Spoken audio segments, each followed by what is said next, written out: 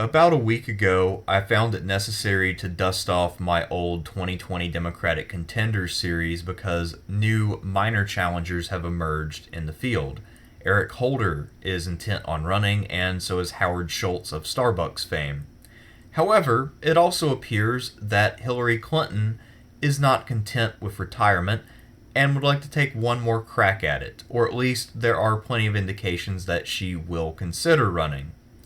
So, I figured that I have very little choice as a completionist but to cover Hillary Clinton once again. For the record, I don't enjoy making videos about Hillary Clinton, and the main reason is actually that I regard her as something of a tragic figure. What do I mean by that? I mean that she, like a tragic figure, has one major flaw that prevents her from ever really being able to accomplish anything or from being someone that I could actually respect. And that is that Hillary Clinton is driven by hubris on a level that would make Macbeth blush. So, will 2020 turn out to be Big League Hubris Act 2 in the same way that 2016 was Big League Hubris Act 1? And for those of you who, for whatever reason, don't get the reference, Big League is a Trumpian saying, and of course, he too is guilty of hubristic behavior. So, without any further ado, let's take a look at Hillary's prospects and the problems that she has as a candidate and also as a human. The 2016 election is one of the most embarrassing and depressing episodes in the entire history of American politics. What we saw was the emergence of two hubristic, despised, selfish, and more or less completely useless candidates, both of whom were unworthy of the office that they were seeking. Either candidate would have brought in negative long-term consequences. If Hillary had won, Trump supporters would have felt cheated and disenfranchised, and they may have resorted to violence, actually. There's some indications that they would have. Not only that, but Hillary would have continued down this path of neoliberalism and done everything in her power to stifle the Bernie wing of the party. Meanwhile, inequality would continue to get worse, corporations would continue to get handouts, and Hillary would do nothing to stop those problems. Money in politics would go on unchecked. Maybe she would deal with some of the symptoms on the surface, but certainly she wouldn't address the underlying problems. That would be identified as the position of the left, and then Republicans would then be able to take someone like a Trump, but who actually knows how to get things done, and put them in the office in 2020. On the other hand, if Trump won, well, you're living through it right now. Recently, he removed the head of the Consumer Financial Protection Bureau and replaced him with someone from a predatory loan institute, meaning that just like he did with Scott Pruitt in the EPA, what Trump's goal is to take the parts of government that actually do good work and protect the public and make them as useless as possible. And that's just one example of why Trump is a horrible president. But at any rate, I could see all of that on the wall, at least in some form, as early as the conventions in 2016. I knew that no matter what happened, we lost. No matter which candidate won, we would lose. And I attribute that in large part to the hubris of both people. Neither one of them should have run for president or should have ever been considered as remotely qualified to be president. But at any rate, I digress.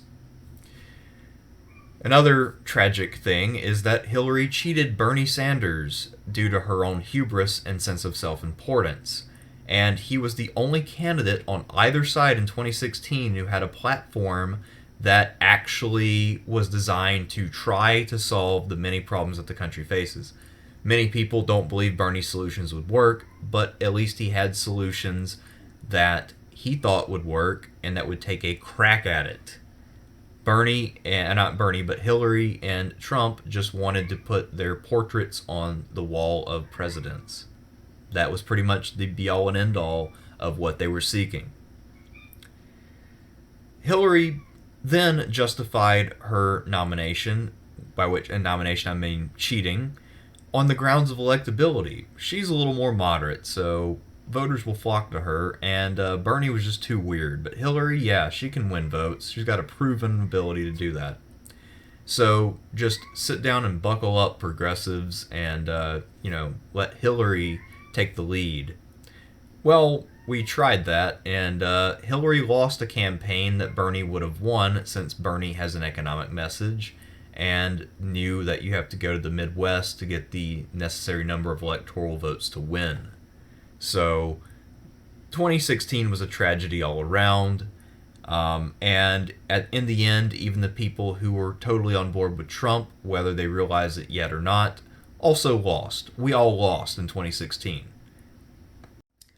The Democratic Party has made one idiotic move after another since the end of the New Deal era. However, very few of those moves have been anywhere near as harmful or stupid as the decision to prop up Hillary Clinton and run her in 2016. She is the reason why Donald Trump is president. However, if those same people were to decide that Hillary needed a second chance and they were to run her again, and if anyone were dumb enough to vote for her again, then that would be just as much, if not more so, of a tragedy than what happened in 2016. But at that point, we would also be entering into the territory of farce, because this would be the kind of thing that historians would puzzle over for centuries. How could these people be so inept as to think that this profoundly unelectable person could be elected if she just ran enough times? Einstein said that trying the same thing twice or multiple times and expecting different results is the definition of insanity. But to be fair, the Democrats keep trying a lot of the same things over and over and expecting different results. With this latest round of special elections this month in August, we have seen that a lot of the articles on Democrats who lost, like Danny O'Connor here in Ohio, he's an establishment Hillary-style Democrat, and he supposedly shows the roadmap for how to win. He just ran a really milquetoast establishment campaign and lost, but yet that is the roadmap for how to win. So we do see that this level of insanity has penetrated deep within the DNC. However, many voters who backed Hillary in the primaries recognize her shortcomings, and they recognize the need for a different candidate. Some of them even think that nominating her was a mistake. So it would be hard for her to gain the support that she would need to try again, yet I do think she will try again. But while we're on the subject of why Hillary is a terrible candidate and why running her would be anywhere between tragedy and farce, and most likely both, let's take a look at what it is that makes her so horrible. Let's break down her hubris and talk about why it prevents her from being a fully rational or functional human. Let's break down Hillary's hubris line by line and see what it composes of. So if I had to really summarize it in one bullet point, it would be the one that reads lack of wisdom, self-awareness. Because everyone has strengths and weaknesses no matter who you are. But Hillary doesn't seem to understand that for herself. She doesn't seem to understand that when you have a weakness, you don't play to it. That, say, if you aren't a very likable public persona, you don't run a personality-centered campaign. You run on your strengths, and you acknowledge your weaknesses when you have to, but you make an argument that your strengths outweigh them. Showing some sort of self-awareness makes you relatable. It also makes you seem mature and balanced and well-adjusted. But Hillary lacks any real self-awareness despite her attempts at self-reflection. It's not something she possesses. So, first of all, if we're looking politically, as a public persona, she is unlikable.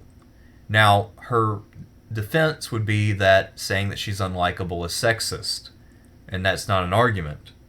The thing is, Hillary Clinton, every time she's ever run for office, her approval has steadily eroded. She starts out pretty high, and then steadily erodes as election day draws nearer. For whatever reason, she does not come across as trustworthy. She does have quite a bit of charm in private settings, but it doesn't work in public for her. And that's because she's not a natural politician. She's not the life of the party. She's not that kind of person.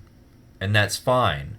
But if you're not that kind of person, you kind of need to be aware of that, and Hillary isn't. For a Tier 1 candidate, someone really trying to become president or some sort of historical transformational figure, she just doesn't have the charisma for that. Now, she has enough charisma to be a governor or a senator or a secretary of state and come across as a pretty good one, at least in terms of how she can speak and conduct herself. But when you're looking at the presidential level, to really be successful, the kind of charisma you need is something like what Bill Clinton, her husband, or Barack Obama, or even George W. Bush had. All of them had a certain charm to them that Hillary Clinton simply doesn't. Barack Obama was a great speaker. He could keep you listening. Hillary Clinton is an okay speaker, but certainly not all that interesting. People thought that Bush seemed relatable for whatever reason. No one really says that about Hillary. The other thing, like many tragic characters, is that Hillary has a record, and that record is not a good one, and it also is not going to go away. She has been one of the chief architects of the Democratic Party's transformation into a party of the elite and Wall Street, and that record has made her an out-and-out corporatist at a time when people within the Democratic Party are looking to move away from corporatism and toward progressivism. So, in the age of the internet, where people don't forget things, that is a major problem for her, and it's a problem that she created for herself. Another problem I've really noticed with Hillary Clinton, and one of the reasons why I don't think she'd be a good president, is that while she's a very knowledgeable and informed person when it comes to public policy, she is not a creative or critical thinker. What I mean by that is that when she presents a policy position, it's always something that is a consensus position by experts. She never thinks outside the box. She never really questions the received wisdom in any meaningful way. And without that kind of critical or creative thinking, I don't think that she could truly solve great problems or deal very effectively with a major crisis if that crisis is of an unusual variety or an unusual scale even.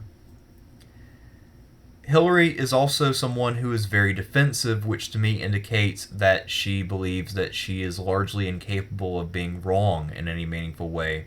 Anytime you criticize Hillary Clinton in any way, including saying that, say, her speaking style is a little too stilted and forced, she'll throw an ism at you. If you say that, then you're a sexist. If, however, you were to say that you win more among progressive voters, she would then pull a Harry Enton and say, well, a lot of black people are more moderate to conservative, therefore you must be a racist or have racist tendencies, or you might be using white privilege. Whatever it is, whenever she's criticized or confronted, she and her sheep-like followers will resort to weaponizing isms and tossing them casually at whoever they're talking to. And that turns people away. That kind of behavior is one of the things that created the backlash against political correctness that Donald Trump was able to take advantage of. Another thing that Hillary Clinton won't acknowledge, but is true nonetheless, is that she has been the whipping girl of the GOP since 1992. She has a long and not very good record with them, and that is something that will haunt her. When she's trying to win swing voters, the fact that Rush Limbaugh has been bashing her on the airwaves for 30 years is a factor that does not work in her favor. Another thing about her being overly defensive, do you remember when she had the feigning spell back in 2016? Rather than simply saying that she had some sort of illness, she basically tried to say that it never happened and that she was simply dehydrated, and that then her followers said, well, look, if you say a woman might be feeble or might be sick, then that's sexist, because that was a sexist trope in the 1920s, and that's clearly what the people who are bringing it up now mean by it. First of all, no, they didn't. No one knew about that trope from the 20s until it was pointed out. And the thing is, if you have to use a footstool to get into an SUV, you're feeble. And the thing is about being feeble in that physical way, it's not really that relevant to doing the job of the president. Many women who are older have osteoporosis or osteoarthritis. That does not prevent them from being executives or politicians or anything of that nature. I don't think anyone thinks that. But the thing is, like, if Hillary would just be honest and straightforward about these things rather than immediately becoming defensive, it wouldn't hurt her as much.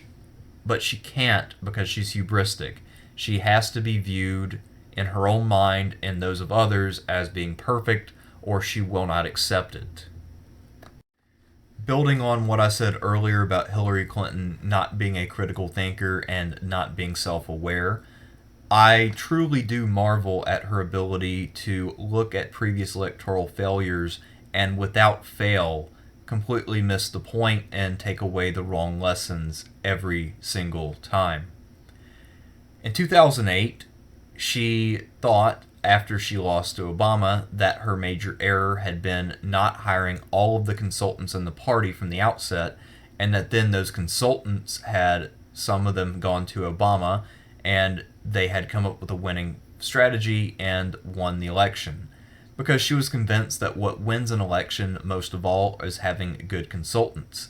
So therefore she hired basically everyone she could get her hands on in 2016, and that ended up creating a really unwieldy command structure in her campaign, while also wasting a whole lot of money that could have been used on ads or many other things for her campaign. So, yeah, it was a terrible decision, and it really makes you question her judgment. The reason why Obama was able to rise up is because people didn't want to have a Bush-Clinton string of presidencies. Not only that, but Obama created a stronger contrast with George W. Bush. He had less of a record that would show him to be complicit with Bush. Hillary, after all, voted for the Iraq War. And yeah, there were reasons why she was vulnerable that had nothing to do with being able to hire consultants. And it was also partly an elitist assumption that Hillary had, that the only consultants who could get things done were the Harvard and Yale trained political scientists. The thing is, those guys have been pretty damn wrong pretty often in recent history. So the guy she put in charge of her team was Robbie Mook, who is someone who, while I guess he probably has a high IQ and whatever else, really doesn't understand politics. Whatever else you might say about him, he's like the George McClellan of political consultants. He talks a good game, and he clearly possesses a lot of attributes that in theory would make somebody good at what he does, but fundamentally he doesn't have what it takes, because he doesn't understand fundamentals like the Electoral College. At any rate, her latest biopsy of her 2016 failure is called What Happened. And basically, she will acknowledge some of the mistakes that people point out, like the fact that she never went to Wisconsin or Michigan. But ultimately, the tone of her book is that the real blame here lies with Bernie Sanders for pointing out her deficiencies. Otherwise, no one would have ever noticed if not for Bernie, and those deficiencies would have effectively not existed. So it was basically Bernie's fault. Russia can't prove the hacking or that the memes on Facebook cost any votes, but if they tried once to hack something, then clearly that was a bigger factor than how Hillary ran her campaign. And then of course James Comey, because why not? Anyway, it was all these outside factors, so her defeat in many ways wasn't actually her fault. And if they had just done what they were supposed to do, all these people, then she would be president. So, again, she's taken away a lot of the wrong lessons, and she has done enough mental gymnastics to excuse herself for her loss. And I don't think in her mind she would feel bad about running again because she thinks that she was cheated. Even though, ironically, as we mentioned earlier, she cheated Bernie in the 2016 primaries. Hillary may very well not run in 2020. However, I think that she either will or at least will float the possibility very strongly before giving up on it. And the reason why I think that she either will run or come very close to it is because I see her making moves that indicate that she's trying to keep herself in the limelight.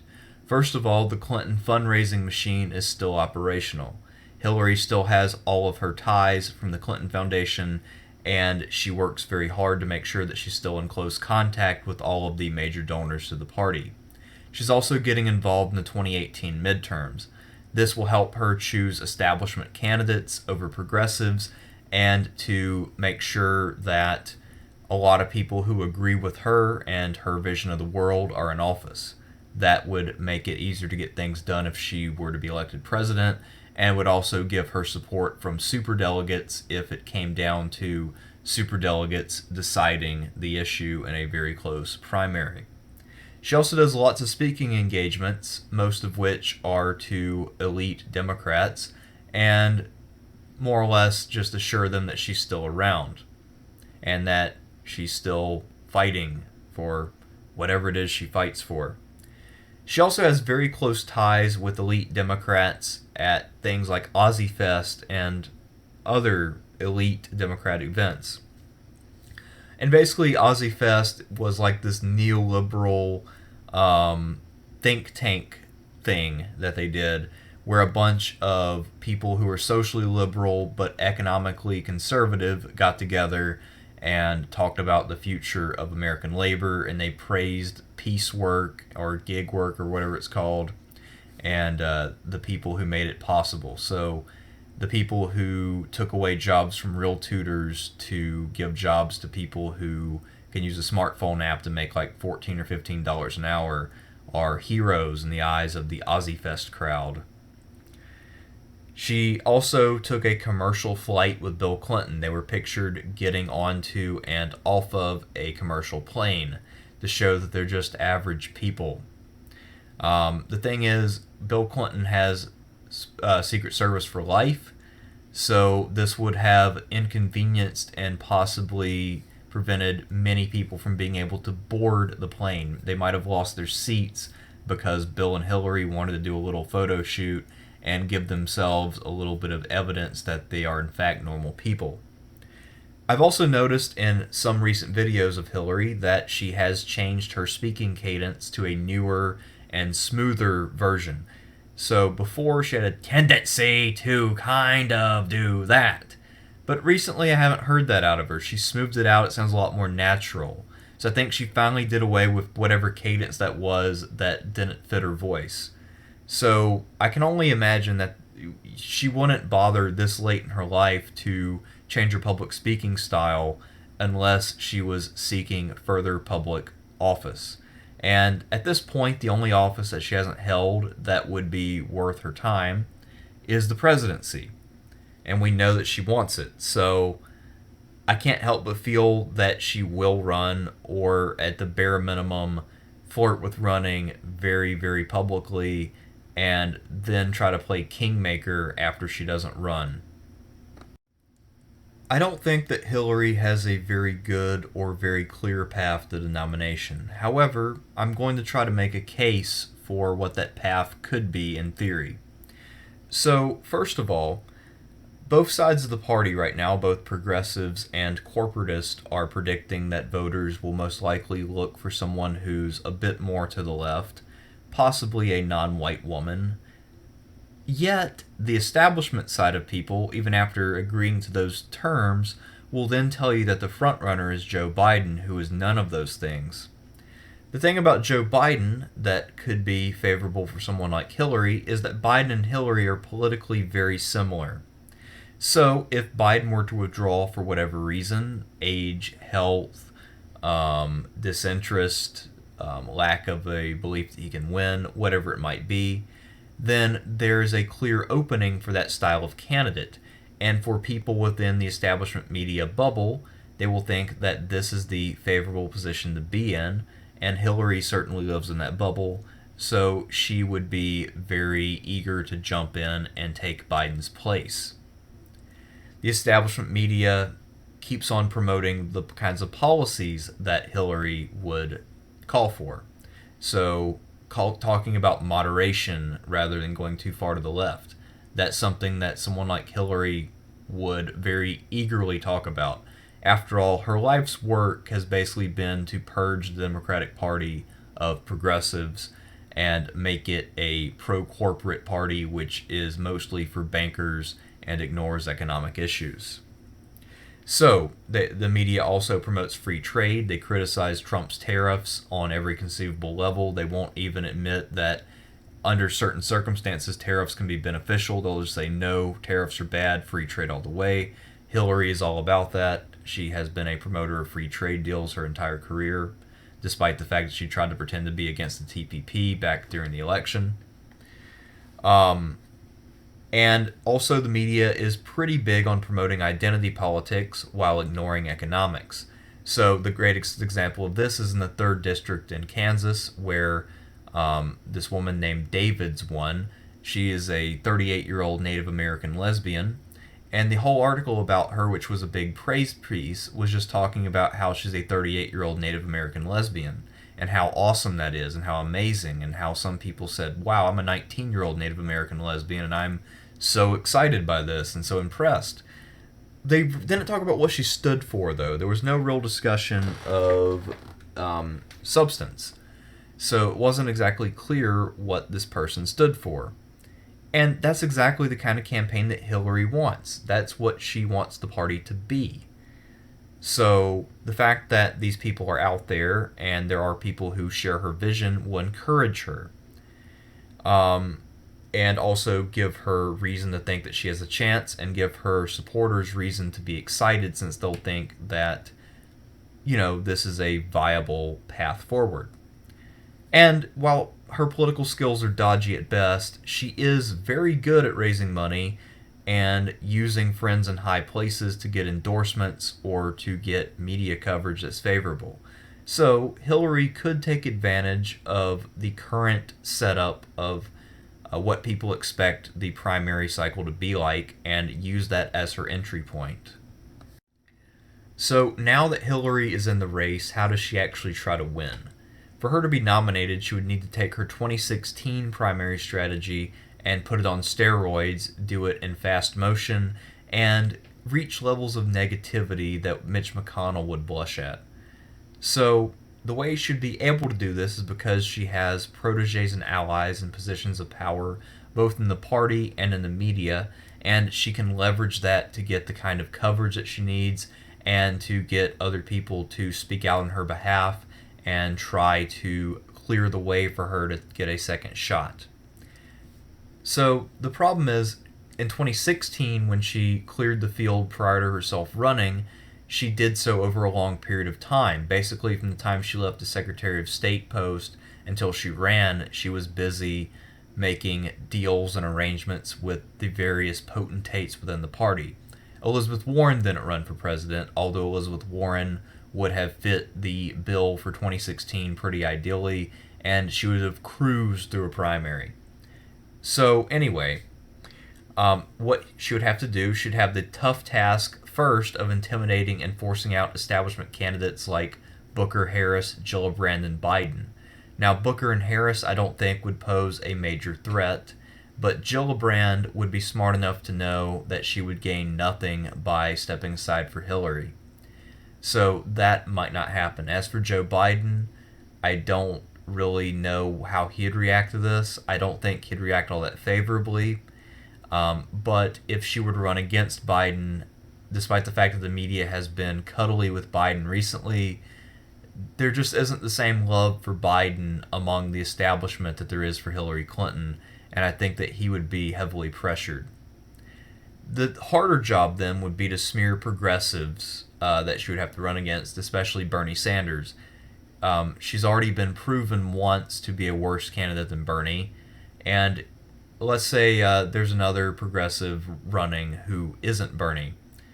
Well, that person would then be hard to smear on issues, and Hillary would be a retread. And after forcing out a lot of seemingly promising candidates, Hillary would look like a bully and look like she is using the party apparatus as a sledgehammer.